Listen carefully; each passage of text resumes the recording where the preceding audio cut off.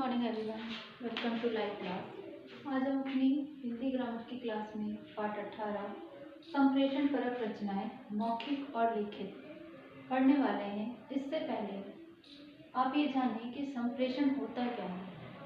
संप्रेषण का अर्थ होता है देना और लेना, ठीक है। तो जिन माध्यम के द्वारा, तो ऐसा माध्यम जिसके द्वारा हम अपनी बात दूसरों तक पहुंचा सकें, ठीक है। चाहे वो संदेश के रूप में हो, चाहे हमारे विचार हों, चाहे कोई भी बात हो। तो हम संप्रेषण का अर्थ ही यही होता है कि यहाँ पर अपने विचारों और संदेशों को एक स्थान से दूसरे स्थान पर पहुँचाना। हमने पहुँचा दिया और प्राप्तकर्ता द्वारा प्राप्त करना संप्रेषण कहलाता है। प्राप्तकर्ता यानी जो लेने वाला है, वो जब उसे प्राप्त कर ले तभी हम उसको संप्रेषण कह सकते हैं। और ये किस किस तरह से होता है? सार्वजनिक भाषण के रूप में, हम अपने मत व्यक्त करने के रूप में, किसी समस्या पर मत व्यक्त करने के रूप में, कार्यक्रम संचालन या मंच संचालन के रूप में, और भेंट वार्ता और साक्षात्कार के रूप में। इन सबके लिए हमें कुछ तैयारी करनी होती है। तो संप्रेषण के लिए हमें करना होता है कि जब हम अपनी बात, जैसे सार्वजनिक भाषण है, अगर हम इस बात को भाषण में, अगर हम किसी के सामने भाषण प्रस्तुत करने जा रहे हैं, तो उसके लिए हमारा सबसे अच्छा वक्ता होना जरूरी है।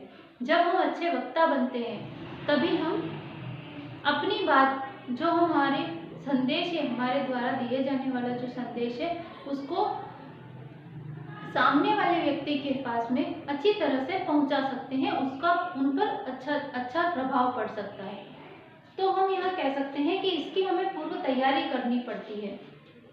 तो पूर्व तैयारी के लिए हमें क्या करना है? सबसे पहले हमारा जो भाषण है वो हमारा जो विषय है उससे जुड़ा हुआ होना चाहिए। जो भी हमारा विषय है उससे जुड़ा होना चाहिए। दूसरा, उसकी तैयारी हमें उस सबसे पहले करनी होती है। और हमारा उच्चारण और जो हमारा लेखन है वो शुद्ध होना चाहिए, हमारी उच्चारण स्पष्ट होना चाहिए, और बात इतनी प्रभावशाली ढंग से प्रस्तुत होनी चाहिए कि हमारा बात का प्रभाव दूसरों पर अच्छी तरह से पड़े। और हमें जो हम विचार प्रकट करने वाले हैं वो एक दूसरे से जुड़े हुए होने चाहिए, चाहे वो किसी भी विषय पर हो। और अंत में धन्यवाद कहना आवश्यक होता है। ओके। दूसरा पॉइंट है हमारा मत व्यक्त करना। आपके जैसे हमारा स्कूल है, स्कूल में भी हम जब कभी कभी एक विषय दिया जाता है कि इस विषय पर आपको, जैसे दहेज प्रथा दे दिया, तो क्लास में दहेज प्रथा अध्यापक ने विषय दिया है और आपसे कहा गया है कि आपको उस विषय पर अपने विचार व्यक्त करने हैं। तो यहाँ पर बैठे हुए जैसे 10 विद्यार्थी अगर कक्षा में बैठे हैं तो 10 ही विद्यार्थियों के विचार अलग अलग होते हैं। तो ये होता है मत व्यक्त करना। तीसरा होता है समस्या पर मत व्यक्त करना। तो जब आपकी सामाजिक प्रक्रिया, समाज में जब किसी की कोई परेशानी चल रही होती है या कोई समस्या होती है, तो उस पर सभी व्यक्तियों के अपने मत होते हैं, विचार होते हैं। तो वो सभी के अलग अलग रहते हैं। कोई उसके विचार देता है, कोई उससे सहमत होता है, कोई उससे असहमत होता है।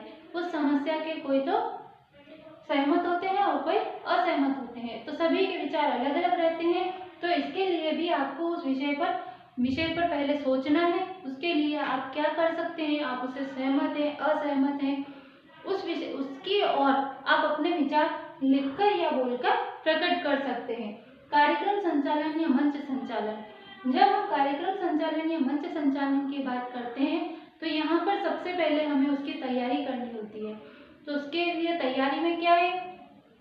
सबसे पहले आप वहाँ पर जो कार्यक्रम है उसके बारे में पूर्व सूचना सभी को देंगे। फिर जो कार्यक्रम तय है वो दिनांक बताएंगे। अब कार्यक्रम किस प्रकार से तय हुआ है, उसकी पूर्व तैयारी कैसे हुई है, वो हो गया। उसके पश्चात आप ये देखेंगे कि उस दिन जब कार्यक्रम तय हुआ है उस दिनांक को क्या क्या कार्यक्रम किस किस समय पर और कितनी कितनी देर के होने हैं, आपको ये निश्चित करना होगा। तो यहाँ पर आपको देखना होगा कि जैसे मंच संचालन है, तो मंच संचालन में आप प्रोग्राम स्टार्ट कहाँ से कर रहे हैं, कार्यक्रम की शुरुआत कहाँ से हो रही है, और अगर दीप प्रज्वलन किसके द्वारा कराया जाएगा, माल्यार्पण स्वागत किसके द्वारा किया जाएगा, और यहाँ पर जो कार्यक्रम होने वाला है, जो सांस्कृतिक कार्यक्रम होने वाले हैं वो कितनी देर के हैं, भाषण होगा तो कितनी देर का होगा, उन सबकी समय सीमा निर्धारित करते हुए मंच संचालन का कार्यक्रम या कार्यक्रम संचालन का कार्य जो है लिखकर तय किया जाता है। और उस समय भी जो मंच संचालन करता है उस व्यक्ति की आवाज़ भी इतनी अधिक प्रभावी होती है कि उसका सीधा सीधा प्रभाव दूसरों पर पड़ता है और वो उस कार्यक्रम में जुटे रहने के लिए, बने रहने के लिए बाधित हो जाते हैं। ओके, फिर भेंट वार्ता या साक्षात्कार। भेंट वार्ता या साक्षात्कार का अर्थ होता है जब हम इंग्लिश में कह सकते हैं इसे इंटरव्यू। अब आप इंटरव्यू कैसे कैसे लेंगे, किस तरह से लेंगे। इंटरव्यू लेने के लिए यानी साक्षात्कार लेने के लिए आपको सबसे पहले उस व्यक्ति के बारे में ये सोचना होगा कि आप उस व्यक्ति के किस विषय पर आप उनसे बात करना चाहते हैं और वो कितनी देर तक होगा।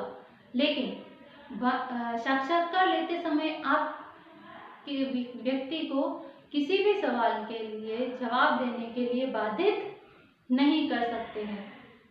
ठीक है, तो साक्षात्कार लेने के लिए उनको साक्षात्कार लिया, उसके व्यक्ति के बारे में आपको जानना है, उस विषय को निर्धारित करो। उसके बाद में उस व्यक्ति से सारे प्रश्न पूछो जिस विषय से जुड़े हुए होने चाहिए। ये भी उस विषय से अतिरिक्त प्रश्न आप नहीं पूछ सकते हैं। ठीक है, और अंत में धन्यवाद कहना है। तो इस तरह आज हमने जाना कि हम एक दूसरे को जो अपने संदेश हैं, जो हमारे विचार हैं, हम किस तरह से संप्रेषण के द्वारा एक दूसरे को पहुंचा सकते हैं और सामने वाला व्यक्ति प्राप्त कर सकता है। आई होप आपको ये चैप्टर अच्छी तरह से समझ में आ गया होगा। Okay, thank you, have a nice day.